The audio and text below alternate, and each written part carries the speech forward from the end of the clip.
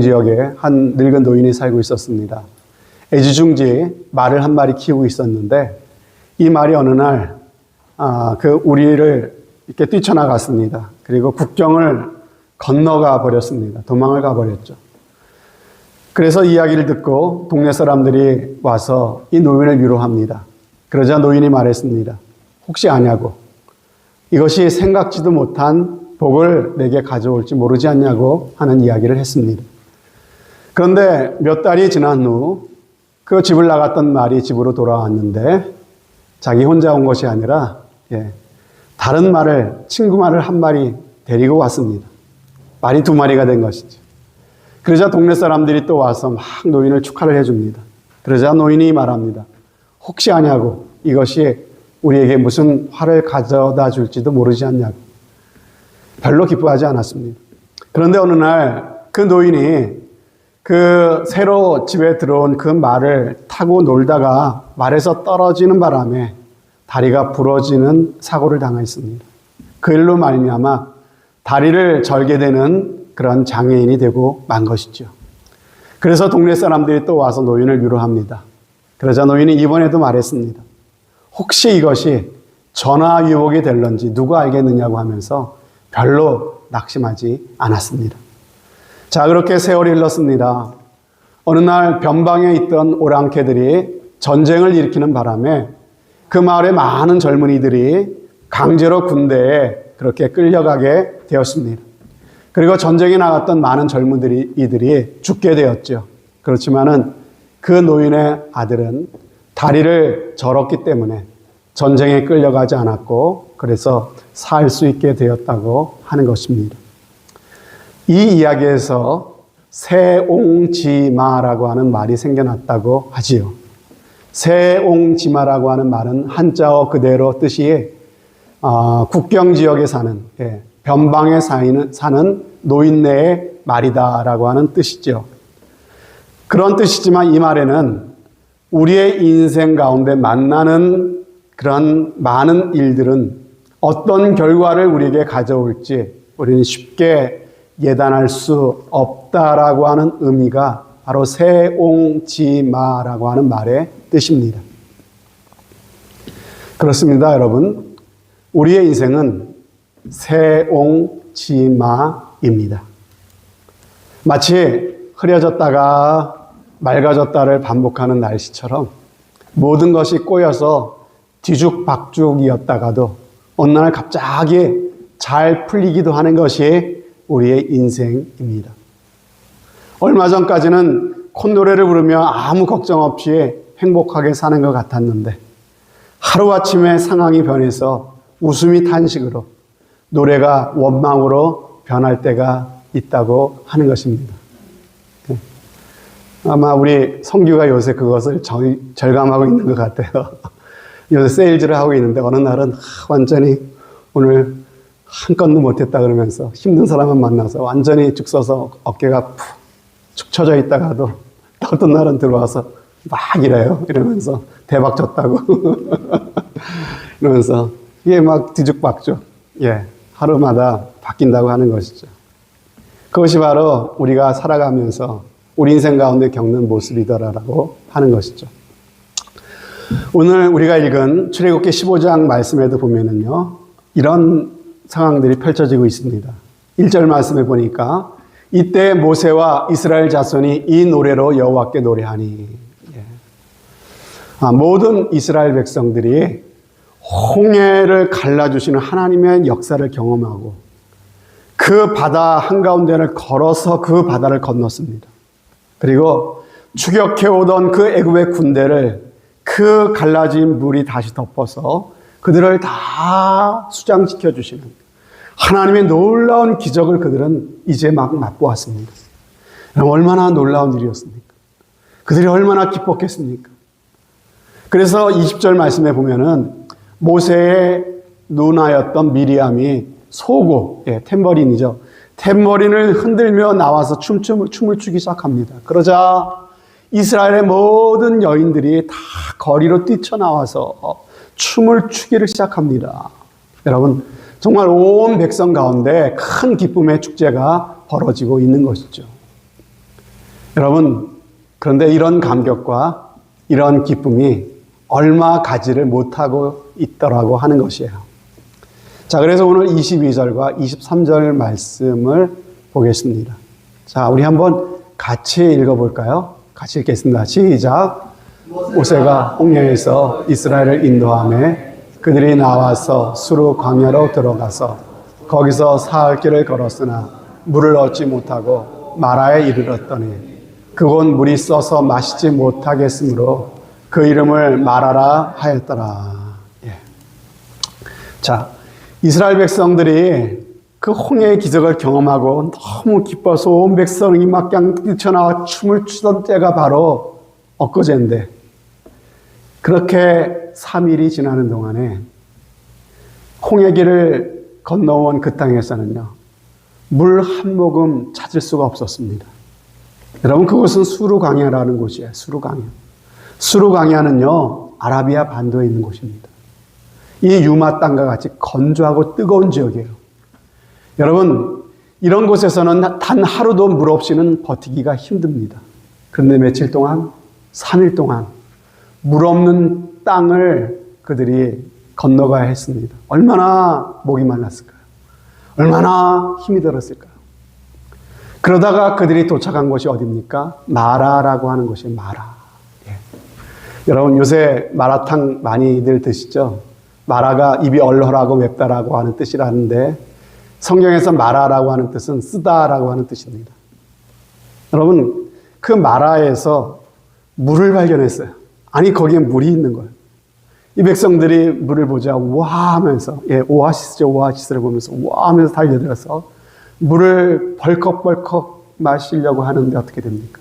입에 딱 그 물을 대는 순간 우악 하고 뱉을 수밖에 없었어요. 너무 써서 도무지 한 모금도 삼킬 수가 없는, 먹을 수가 없는 물이었던 것입니다. 여러분, 차라리 그곳에서 물을 발견하지 못했더라면 더 나았을 텐데, 이렇게까지 실망한 일은 없었을 것입니다. 그러나 그렇게 어렵게 물을 발견했는데 한 모금조차 마실 수 없는 그 현실 앞에서 그들은 그만 무너져 내리고 말았습니다. 마음속에 3일 동안 갈증을 참아오면서 견뎌오면서 억지로 마음 가운데 억눌러 오던 원망과 불평이 입으로 쏟아져 나오기 시작한 것입니다. 여러분, 오늘 바로 이 말씀이 우리 인생의 모습을 보여주고 있는 것이 아닌가 생각합니다. 언제는 춤출 듯이 기뻐하고 좋아하다가 또 어느 순간 우리의 노래를 그치게 만들고 춤을 추던 손을 들어 가슴을 치게 만드는 아픔과 고통의 순간을 맞이하게 되는 것.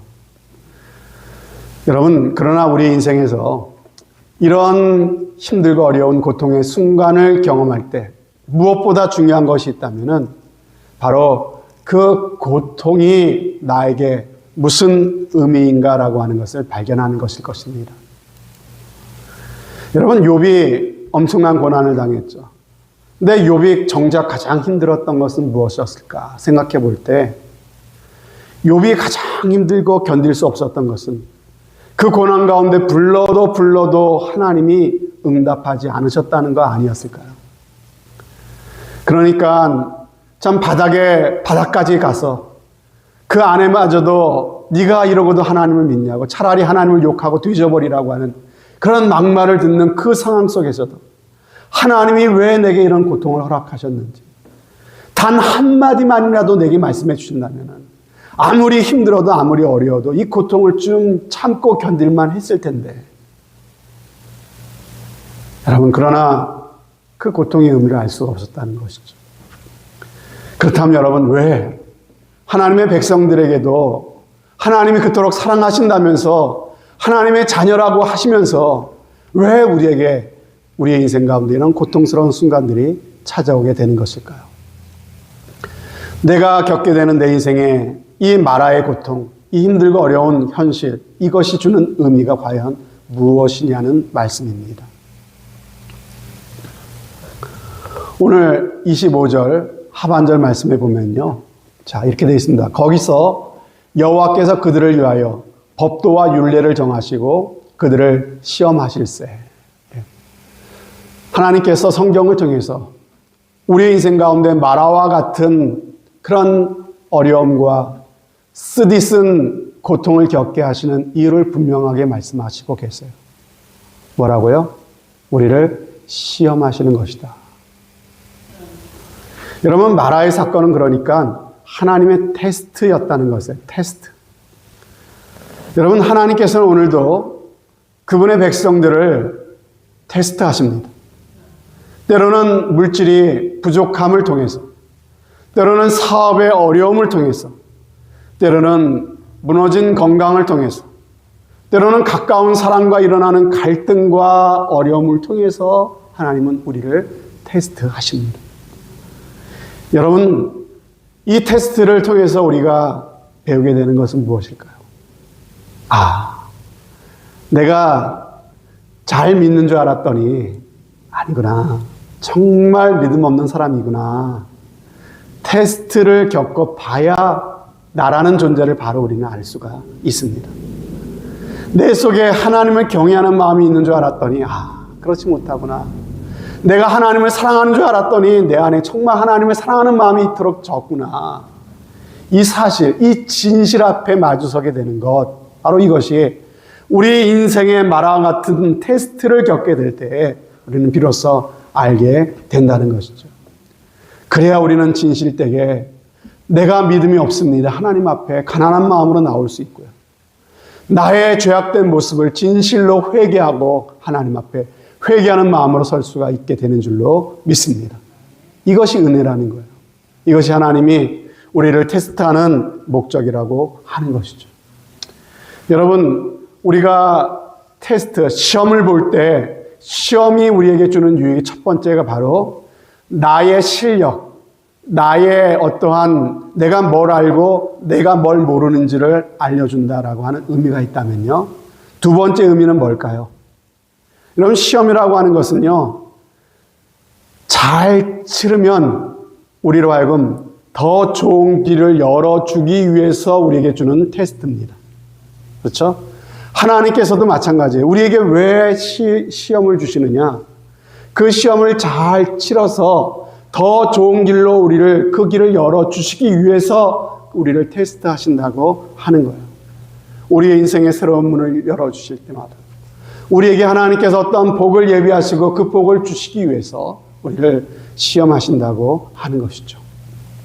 자, 오늘 본문에서도 하나님의 테스트를 받은 이스라엘 백성들이 나오죠. 그런데 그들은 어떻게 했습니까? 테스트에 통과했습니까? 완전히 실패했죠. 완전히. 시험을 망쳤습니다.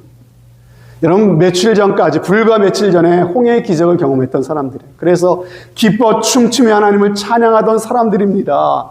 그런데 불과 3일 만에 완전히 바뀌어버렸어요. 모세를 향하여 원망하며 불평하며 잡아들듯이 지금 덤벼들고 있는 것이에요. 우리 주변에도 보면은 이스라엘 백성들처럼 조금만 어려움이 당해도 내 마음속에 조금만 서운한 감정이 들어도 원망과 불평을 쏟아내야만 직성이 풀리는 분들이 간혹 계십니다. 그래서 어떤 목사님이 이런 얘기 했어요. 교회 안에 원불교 교인들이 너무 많다. 이런 얘기를 했어요. 여러분, 이게 무슨 말입니까? 아니, 예수 믿다가 원불교로 이렇게 개종한 사람들이 많다는 얘기입니까? 그게 아니죠. 원불교 교인, 원망하고 불평하는 교인들을 원불교 교인이라고 말한 것이죠. 혹시 여러분 중에는 원불교 교인 안 계십니까? 고린도전서 10장에 하나님께서 이 바울을 통해서 우리에게 분명히 말씀해 주셨어요. 자, 그들 가운데 어떤 사람들이 원망하다가 멸망시키는 자에게 멸망하였나니 너희는 그들과 같이 원망하지 말라. 그들에게 일어난 이런 일은 본보기가 되고 또한 말세를 만난 우리를 깨우치기 위하여 기록되었느니라. 이 출애굽기에 이 원망을 일삼았던 이 백성들의 이 이야기가 누구를 위해 기록됐다고요? 오늘 우리를 위해서. 우리로 하여금 원망하다가 멸망에 이르지 않게 하시기 위해서, 말세를 만난 우리들을 깨우쳐 주시기 위해서 우리에게 이 말씀을 기록해 두었다라고 사도 바울 선생님을 통해서 우리에게 분명하게 밝혀주고 계신 것입니다. 여러분, 하나님은 우리의 말을 들으세요. 특별히 우리의 불평과 원망하는 목소리를 하나님은 생생하게 듣고 계시다고 성경은 말씀하세요. 우리의 말이 하나님 귀에 들려진 그대로 우리에게 그대로 행해 주시겠다, 이런 말씀을 해주세요. 그렇기 때문에 여러분, 우리가 원망을 쏟아내고 불평하는 말을 입 밖에 내는 순간 하나님이 들으시고 내가 불평하고 원망하는 그대로 하나님 내게 행해 주신다. 이건 참 무서운 얘기입니다.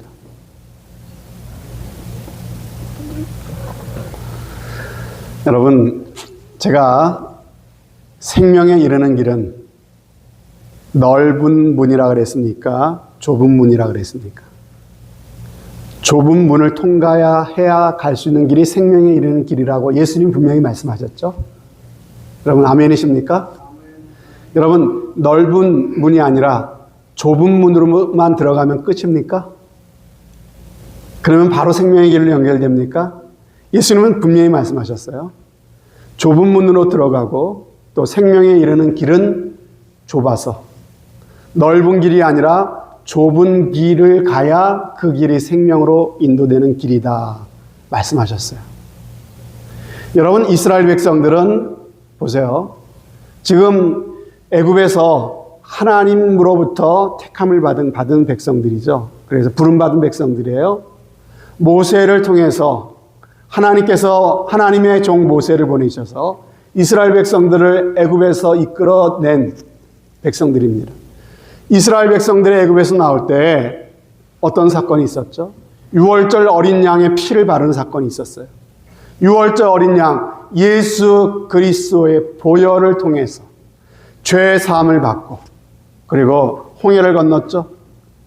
홍해를 건널 때 양쪽에 물기둥이 서 있었고, 그리고 위로 구름기둥이 인도하고 계시는, 이것은 세례를 보여주는 그림입니다. 예수 그리스도를 믿는 믿음의 고백을 통해 세례를 받고 하나님의 교회의 일원이 된 백성들을 보여주는 것이 바로 구약시대의 광야의 이스라엘 백성들 아니겠습니까? 그렇다고 해서 바로 애굽에서 나왔다고 바로 구원으로 들어가는 것이 아니었다는 것이죠. 광야의 길이 있었다는 거예요. 광야의 길에서 그들은 비록 그 어린 양의 피와 그리고 죄 사함을 받은 그 좁은 문을 통해서 하나님의 교회 일원이 되었다 할지라도, 여러분, 계속해서 좁은 길을 가야 될 것을 우리 가운데 이 광야 생활을 통해서 말씀해 주고 계시는 거예요. 본능이 이끄는 대로 살아가는 것은 넓은 길이라고 말씀을 드렸어요. 여러분, 이스라엘 백성들은 본능대로 살았어요. 광야에서.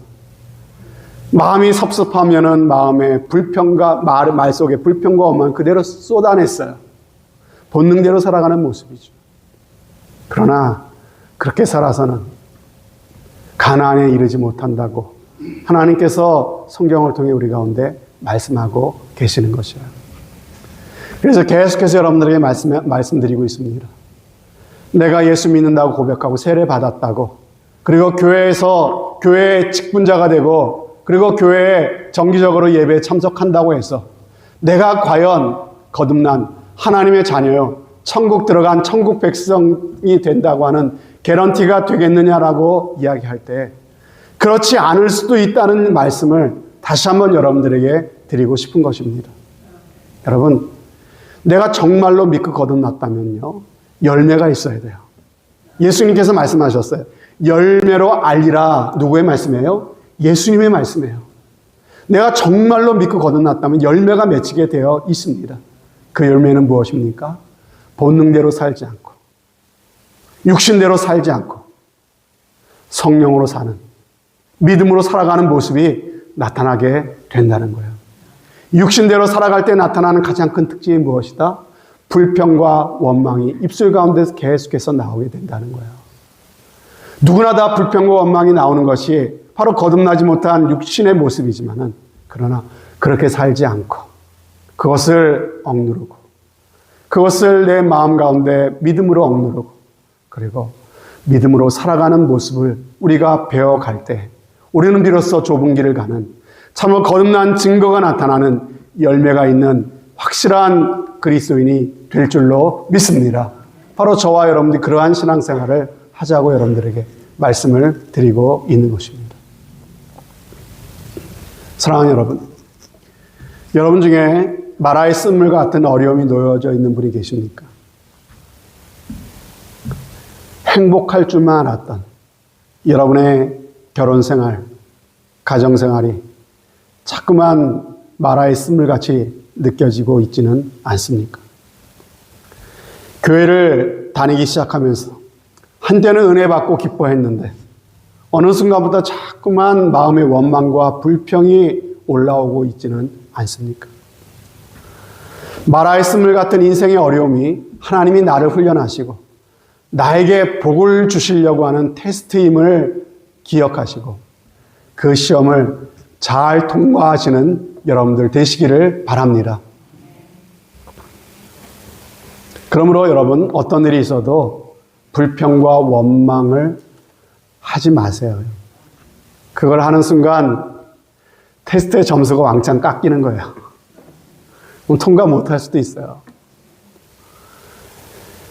여러분, 비록 마라의 쓴물 같은 어려움이 나를 힘들게 한다 할지라도 믿음으로 인내하셔서 하나님의 테스트를 잘 통과하시면요, 하나님께서 여러분들에게 더 귀한 선물을 반드시 베풀어 주실 줄로 믿습니다.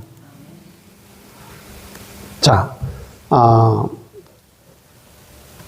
여러분 모세를 한번 생각해 보세요. 이스라엘 백성들이 지금 몰려와서 모세 자신한테 지금 원망과 불평을 쏟아내고 있습니다. 자, 이때 모세가 어떻게 했습니까? 25절 말씀을 보니까 모세가 여호와께 부르짖었다 이렇게 말씀하고 있죠. 자, 그러자 하나님이 그에게 한 나무를 가리키시면서 그 나무를 물에 던지라고 하신 것이에요. 그랬을 때 모세가 그 말씀에 순종하죠. 그래서 하나님께서 가리키신 그 나무를 들어서 그 쓰디쓴 마라에 그 샘에 그 물에 나무를 던진 것이죠. 그랬더니 여러분 기적이 일어났다고 말씀하십니다. 써서 먹을 수 없던 물이 마실 수 있는 단물이 되었다라고 말씀하십니다. 여러분, 우리의 인생에 마라 같은 쓴물이 단물로 바뀌어지는 귀한 은혜가 있을 수 있다라고 성경은 말씀하고 계시는 거예요. 여러분, 어떻게 하면 될까요? 마라 같은 쓴물, 도저히 마실 수 없는, 나는 행복하고 싶은데 행복할 수 없는, 나는 좀 평안하게 살고 싶은데 평안할 수 없는, 나를 힘들게 만들고 내 인생에 쓰디쓴 이 마라 같은 물을 어떻게 하면 하나님께서는 단물로 바꿔 주신답니까? 오늘 두 가지 원리를 말씀해 주고 있어요. 두 가지 원리. 자, 첫 번째는 이겁니다. 하나님께서 가리키신, 지시하신 한 나무가 있대요. 한 나무. 그거를 그 쓴물에 던져라 이렇게 말씀하고 계시죠. 여러분, 하나님이 가리키신 한 나무가 뭘까요? 여러분, 감이 안 오세요? 자, 성경에 보면은 이 나무에 대한 이야기예요. 비슷한 이 나무, 구약의 나무의 이야기가 나오는데, 자, 신명기 21장에 보면은 이런 말씀이 나와요. 나무에 달린 자마다 저주를 받은 자다. 이런 말씀이 나와요. 그래서 신약 성경에 보면은 그 저주를 받은 자가 누구예요? 나무에 달려서 저주를 받아 죽으신 분. 바로 예수님이죠. 그렇죠? 그래서 우리가 받아야 될 저주를 예수님이 대신 받으셔서 저주를 받아 나무에 달려 돌아가신 분. 그 나무가 의미하는 것은 예수 그리스도의 십자가입니다. 자, 그리고 또 다른 데서는 어떻게 말씀하십니까? 또 민수기 말씀해 보면요, 모세가 놋뱀을 기다란 나무 장대 위에다가 달죠. 그죠? 근데 그 놋뱀을 바라보는 자마다, 불뱀에 물린 사람들이 그 놋뱀을 바라보면은 다 죽지 않고 나음을 입었다. 구원을 받았다. 그 사건을 말씀하시면서 요한복음에서 이렇게 말씀하십니다. 노뱀이 그 장대에 달린 것처럼, 나무 장대에 달린 것처럼 인자도 달려야 하리니. 예수님이 니고데모에게 하신 말씀이 있어요. 여러분, 그 장대, 그 나무가 무엇을 말합니까? 예수님이 달려야 하리니. 그것을 바라보는 자마다 죄에서 구원받게 될 것이다. 바로 예수 그리스도의 십자가죠. 그리고 열왕기하 6장 말씀에 보면은요, 엘리사의 제자들과 함께 그들이 거할 숙소를 짓기 위해서 나무를 합니다. 근데 워낙 가난하기 때문에 도끼 한 자루 없어요. 그래서 이 제자들이, 생도들이 도끼를 빌려 갖고 와서 나무를 하고 있었습니다. 그러다가 이 쇠로 맞는 도끼가 어떻게 됩니까? 휙 하고 빠져버리죠. 그래서 연못에 빠져버렸습니다. 여러분, 도끼가 빠져버린, 빌려온 것인데 그것을 잃어버린, 그리고 더 이상 집을 지을 수 없는 그러한 상황 가운데서 하나님께서 엘리사에게 꼭 이와 비슷한 말씀을 하시죠. 한 나무를 어떻게 합니까? 그 연못에다가 던지라고 하시죠. 그 나무를 연못에서 던지니까 기적이 일어납니다. 가라앉았던 그 쇠도끼가 떠오르게 되었다라고 하는 이야기가 나옵니다. 여러분, 이런 비슷한 이야기들이 공통적으로 우리에게 보여주고 있는 것들이 무엇입니까? 그것은 바로 예수 그리스도의 십자가입니다. 예수님의 십자가. 여러분, 여기서 우리 한 가지 봐야 될 것은요, 이 한 나무를 어떻게 하라고요? 그 물에다가 던지라, 이렇게 말씀하시죠. 물 안에서, 그 쓴물이 안에서 어떤 작용이 일어나서 안에서 변화가 일어난 것이 아닙니다. 밖에서 무엇인가가 이 안으로 들어와야 변화가 일어나는 거예요. 여러분, 세상의 종교는 잠든 나를 깨우라고 말합니다. 변화는 내 안에서 일어나는 것이라고 말합니다. 나의 가능성을 개발하고 노력하고 개선해서 발전해서 선에 이를 수 있고 구원에 이를 수 있다고 가르치는 것이 세상 종교입니다. 그러나 기독교, 바로 예수 그리스도가 우리 가운데 보여주는 복음은 아니에요. 그것이 우리 안에서 어떤 변화가 일어난 것이 아니라 밖에서 어떤 은혜가 우리 가운데 주입되어져야 된다.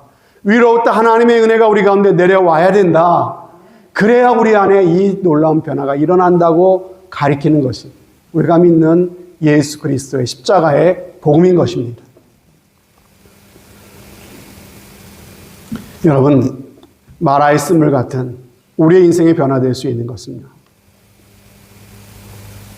우리 안에 있는 어떤 것들을 개발해서 되는 게 아니라 나의 노력과 나의 결심으로 이룰 수 있는 것이 아니라 하나님의 아들 예수 그리스도께서 우리 가운데 찾아오셔야 되는 것이고요. 우리가 믿음으로 마음을 열고 그분을 내 삶의 주인으로 모셔드리고 영접해야 일어나게 되는 사건이라고 하는 것입니다. 여러분, 예수 믿기 전에는 나의 주인은 나였어요. 여러분, 내가 기분 나쁘면 그냥 기분 나쁜 겁니다. 내가 하고 싶으면 그냥 하는 겁니다. 내가 말하고 싶은 대로 그냥 말하면 되는 겁니다. 왜요? 내가 주인이니까. 그렇게 사는 거예요. 여러분, 그렇게 내가 시퍼렇게 살아있는 사람들끼리 만나서 가정을 이루니까 어떻게 되는 거예요? 그 가정이 마라일 수밖에 없는 거예요. 나는 행복하고 싶어서 가정을 이루고 살았는데 내가 시퍼렇게 살아있는 사람들끼리 만나서 이렇게 살다 보니까요, 이게 부닥치는 거예요. 그 가정이 힘듭니다. 마라의 쓴물을 경험하게 되는 것이죠. 여러분, 그러나 어느 날 예수님이 내 가운데 찾아오셨어요. 내가 예수님을 믿고 내가 은혜를 받고 보니 나라는 사람은 십자가 예수님과 함께 죽은 거예요. 이제는 내가 사는 것이 아니라 내 안에 모셔드린 예수님이 나를 통해 사시는 것임을 내가 깨닫게 되었고 그러한 고백으로 살게 된 것이에요. 여러분, 그러면 어떤 일이 벌어집니까? 신기합니다. 옛날 같으면 분명히 화가 날 상황인데 이상하게 그 화가 참아지는 일이 시작되는 거예요. 옛날 같으면 그런 소리 들었으면 정말 못 견뎌서 밤잠을 설쳤을 텐데 이제는 이상하죠. 그런 소리를 들어도 훌훌 털고 일어설 수 있게 되더라는 것입니다. 전에는 가정이 날마다 지옥 같았는데 내가 은혜 받기 시작하면서 가정이 점점 더 천국으로 변하기 시작하는 거예요. 여러분, 이런 천국을 문득 맛보게 되는 것, 이것이 진짜 믿음의 모습입니다. 내가 예수님을 믿는다고 했는데 내가 아무리 살아도 내 삶 가운데 이러한 천국이 전혀 경험되어지지 않는다. 제가 말씀드렸죠. 여러분의 구원을 반드시 의심해 보십시오. 그러나 내가 정말로 예수 그리스도를 내 마음에 주님으로 모셔드렸다면, 그리고 나는 죽고 내 안에 예수님이 사신다는 고백으로 날마다 우리가 주님을 바라본다면, 우리는 우리의 가정에서 마라가 변하여 단물이 되는 귀한 경험이 우리 가운데 있게 될 줄로 믿습니다. 이런 증거가 우리의 삶 가운데 나타나야, 그래야 나는 진짜 구원받은 천국 백성인 것입니다. 내가 구원받았다고 믿으라니까 그냥 믿고 주장한다고 되는 것이 아니라 이런 열매가 나타나야 목사는 여러분들의 장례식에서 이분은 정말 천국에서 만나뵐 천국 백성이 되신 분입니다라고 자신 있게 이야기해 드릴 수 있게 되는 것입니다. 여러분, 부부싸움을 하는 이유가 뭐예요? 서로 자기가 더 잘났다고 하는 거 아닙니까? 내가 맞아. 아니, 내가 맞아. 여러분, 아닙니다. 둘 다 틀립니다. 오직 주님만 맞으십니다. 아멘이십니까? 아멘. 내가 좀 더 맞은 것 같아도요. 그러면 아니에요. 결국은 나도 틀리고 저 사람도 틀려요. 하나님 앞에서 우리를 정말로 보게 되면요, 우리는 다 틀린 사람들이에요. 구제불능인 사람들이에요. 우리는요, 하나님의 은혜만 필요한 사람인 줄로 믿습니다. 이 고백이 있어야 돼요. 주님만 맞아요. 주님만. 나는 죽어줘야 돼. 그러니까 나는. 그래야 주님만이 사십니다. 여러분, 함께 교회를 섬기면서 너도 십자가 지지 않고 나도 십자가 지지 않고 십자가의 자신을 부인할 줄 모르는 사람들이 모여서 한 교회를 이루고 있다면요, 그러한 교회가 과연 화평하겠습니까? 그런 교회에 진정한 기쁨이 있을 수 있겠습니까? 그런데 우리 유마하니까 너도 십자가에 죽었고 나도 십자가에 죽었고 정말 그러한 교인들이 모여 있다고 한다면요, 그래서 내가 나타나는 것이 아니라 네가 나타나는 것이 아니라 우리 가운데 오직 주님만이 나타나는 그런 교회가 된다면 그것이 바로 하나님의 나라요 천국이 경험되어지는 교회인 줄로 믿습니다. 하나님의 나라는 먹고 마시는 데 있는 것이 아니라 오직 성령 안에서 의와 평강과 희락이라고 그랬잖아요. 우리 가운데 의와 평강과 희락이 바로 그런 가운데 나타나지 않겠느냐는 것입니다. 내가 십자가에 죽는 길밖에 없다. 오늘 이 마라의 쓴물의 사건은 어쩌면 우리에게 정말 예수님이 필요하구나, 예수밖에는 없구나, 이 사실을 우리 가운데 알려주고 계신 사건인 줄로 믿습니다. 그래서 요한복음 10장 10절에 보면요, 도둑이 오는 것은 도둑질하고 죽이고 멸망시키는 것뿐이지만 내가 온 것은, 예수님이 우리 가운데 오신 것은 양으로 생명을 얻게 하고 더 풍성히 얻게 하려는 것이라고 했어요. 여러분, 무엇이 풍성한 생명입니까? 그 바로 앞절을 보면 우리가 좀 더 알 수가 있는데 10장 9절에 보면요, 내가 문이니 누구든지 나로 말미암아 들어가면 구원을 받고 또는 들어가며 나오며 꼴을 얻으리라 그랬어요. 예, 들어가며 나오며 꼴을 얻으리라. 바로 이것을 풍성한 생명이라고 말씀하고 있는데요, 양에게 있어서 가장 필요한 게 뭡니까? 양의 먹이죠. 꼴이죠. 그렇죠? 정말 우리가 주님의 양이에요. 주님의 양된 우리가 정말로 우리가 바라고 우리가 원하는 것이 무엇입니까? 바로 마음의 평안 아니에요, 여러분? 진정한 안식 아닙니까? 진정한 기쁨 아닙니까? 우리 인생의 보람 아닙니까?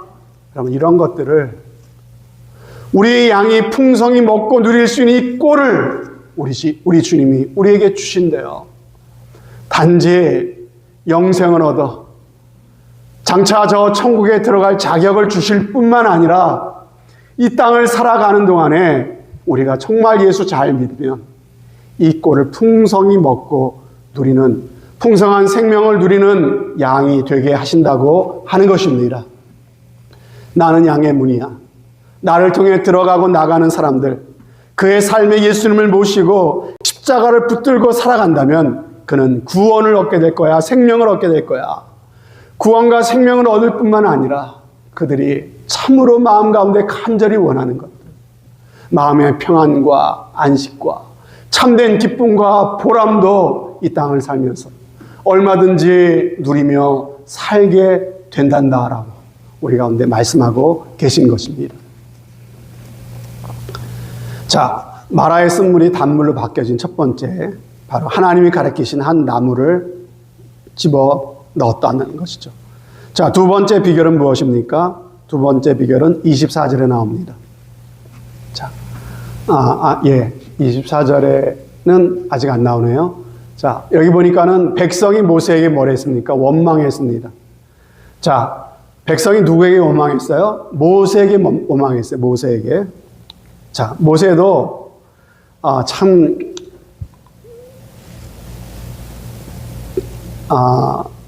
본능대로 살았다면 어떻게 했을까? 이런 상황에서 모세의 입장을 한번 여러분 생각해 보세요. 얼마나 억울했을까? 얼마나 속이 상했을까?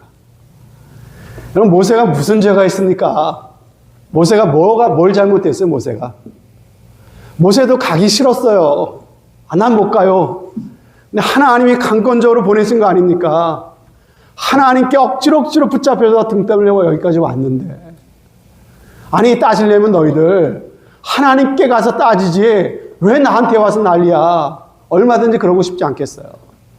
내가 하고 싶어서 너희들을 애굽에서 인도해 낸 줄 알아.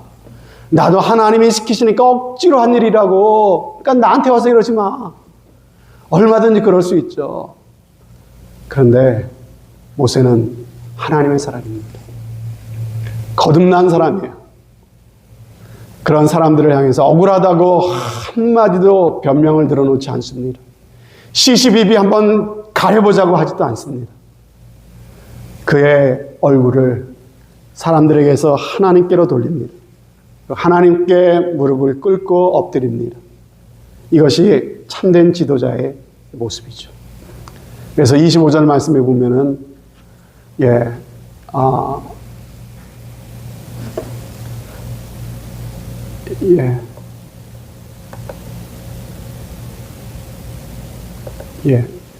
계속해서 보면은 여호와께서 모세가 여호와께 부르짖었더니, 이 말이 빠져있네요.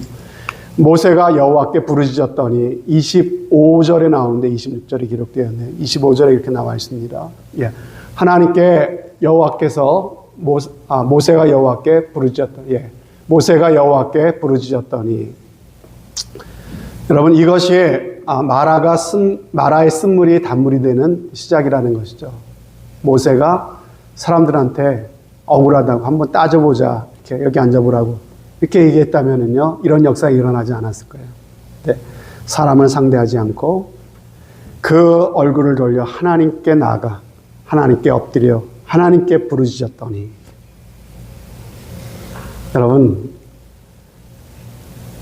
여러분도 다 거듭난 사람의 모습이 되어야 되지 않겠습니까? 거듭나지 않은 본능대로 사는 사람은요, 사람들을 향해서 변명하겠죠. 시시비비 한번 가려보자 그러겠죠. 그리고 문제를 만날 때마다 전화기 먼저 집어들겠죠. 사람들에게 하소연하겠죠. 여러분, 육신에 속한 사람입니다. 그러나 거듭난 사람은 문제를 만나면 사람을 찾기보다 하나님을 찾습니다. 여러분, 모세처럼 하나님을 찾는 여러분들 꼭 되시기를 바랍니다.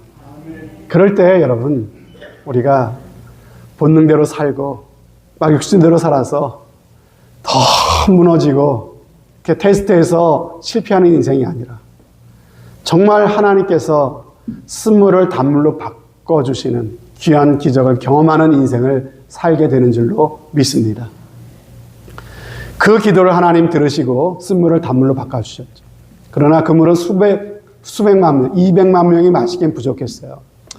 그래서 하나님은 이스라엘 백성들을 다른 곳으로 인도하셨죠. 자, 27절입니다. 그들이 엘림에 이르니 거기에 물샘 열둘과 종려나무 이른 그루가 있는지라. 거기서 그들이 그 물 곁에 장막을 치니라. 여러분, 마라에서 자, 이 엘림에까지 가는 거리가 약 11km 정도였다 그래요. 그러니까 걸어가면은 한 2시간, 3시간 정도 걸리는 거리예요. 2-3시간만 걸어가면은 거기에 엄청난 오아시스 엘림이 있어요. 거기에 뭐가 있었다 그래요? 12개 되는 물샘과 종려나무 70그루가 있었다. 여러분, 12이랑 70이라고 하는 것은 완전수예요, 완전수. 그러니까는 이스라엘 백성들이 마실 수 있는 넉넉한 물이 있었다. 그들이 쉴 수 있었던 넉넉한 공간이 있었다는 의미예요. 이스라엘 백성들이 쓴물을 맛본 후에 얼마 있지 않아 이 풍성한 오아시스를 맛보도록 하나님께서 그렇게 해 주신 것입니다. 여러분, 혹시 이 자리에 여러분들 중에서 나의 삶은 정말 마라의 쓴물과 같다 이렇게 생각하시는 분들 계십니까? 아무리 봐도 내 눈에는 엘림이 보이지 않는구나 이런 절망스러운 마음이 드시는 분 계시죠? 여러분 꼭 기억하시기 바랍니다. 하나님께서는 우리 인생에 마라도 겪게 하시지만 그러나 우리를 엘림으로 또한 인도하시는 하나님이라는 사실을 꼭 기억하시기를 바랍니다. 여러분 예레미야 29장 말씀에 제가 자주 인용하는 말씀이죠. 여호와의 말씀이니라. 너를 향한 나의 생각을 내가 나니 평안이요 재앙이 아니니라. 너에게 미래와 희망을 주는 것이니라. 내 인생은 마라밖에 없는데요. 둘 중에 하나겠죠. 아직 거듭난 주님의 자녀가 아니시든지 아니면 아직 테스트를 통과하고 못하고 테스트를 통과하지 못하고 계시든지 그렇죠? 둘 중에 하나겠죠. 여러분 정말 자신을 깊이 돌아보시고 그리고 예수 그리스도가 나의 주님 되심을 다시 한번 든든히 확인하시기를 바랍니다. 그리고 여러분들이 예수님이 내 마음의 주님이시라고 하는 고백이 있다면요. 아무리 여러분의 인생이 엘림은 보이지 않고 마라처럼만 느껴진다 할지라도 하나님은 나를 위해 엘림을 준비해 놓으셨다. 그것은 멀리 있는 것도 아니고 불과 2-3시간만 걸어가면 그곳에 하나님은 나를 위해 엘림을 준비하셨다. 이 테스트가 통과하면 하나님이 그곳으로 나를 인도하실 것이라는 그러한 분명한 믿음을 가지시는 여러분들 되시기를 바랍니다. 여러분 저는 예수 믿는 것이 참 특권인 것 같아요. 무엇이 특권이냐? 물론 예수 믿어 하나님의 자녀가 되고 그리고 사후에도 천국에 간다고 하는 그러한 특권도 특권이지만은 여러분 아무리 이 땅에서 현실이 힘들고 어려워도 예수 믿은 이후에는 이런 마음이 있어요. 하나님이 내 인생을 주관하고 계시지. 이거 하나면 모든 문제가 풀려요. 아무리 힘들어도 하나님이 내 인생을 주관하신다. 하나님이 살아계신다. 이 믿음이 있으니까요. 아무리 죽을 것 같아도 저는 알아요. 죽지 않는다는 거. 아무리 망할 것 같아도 망하지 않는다는 거 알아요. 왜? 하나님이 내 삶을 주관하고 계시기 때문에. 그 하나님이 나를 사랑하시고 나에게 감당치 못할 시험을 주지 않는다는 사실을 나는 믿기 때문에 아무리 힘들어도 이것은 나를 결코 꺾을 수 없는 고난이라는 것을 나는 알아요. 그리고 아무리 힘들어도 저는 소망을 갖습니다. 왜? 하나님은 이걸로 나를 망하게 하시는 것이 아니라 이걸 통해 나에게 더 좋은 선물을 준비하고 계시다는 사실을 내 가운데 믿기 때문에 아무리 힘들고 어려워도 그 속에서 하나님의 뜻을 찾게 되고 그리고 하나님께서 나에게 어떤 좋은 선물을 준비하시기에 이 어려움을 주시나 이런 기대와 소망을 갖게 된다는 거예요. 이것이 정말 예수 믿는 사람이 이 땅을 살아가면서 얼마나 큰 그러한 특권인지 모릅니다. 여러분들도 모두 다 이런 특권을 누리며 살아가는 귀한 은혜가 있기를 바랍니다. 이런 말씀을 했습니다. 우리가 걸어가야 될 광야는요, 여전히 덥습니다. 밤은 여전히 춥습니다. 물은 여전히 넉넉하지 못합니다. 그래도 우리의 걸음을 인도하시는 주님, 마라의 고통뿐만이 아니라 엘림의 축복도 예비하시는 주님, 그 주님을 믿고 믿음으로 인생의 광야를 계속 걸어가시는 여러분들 되시기를 바랍니다. 여러분, 엘림이 보이지 않아도 반드시 엘림은 우리를 위해 준비되어 있습니다. 조금만 더 참으시기 바랍니다.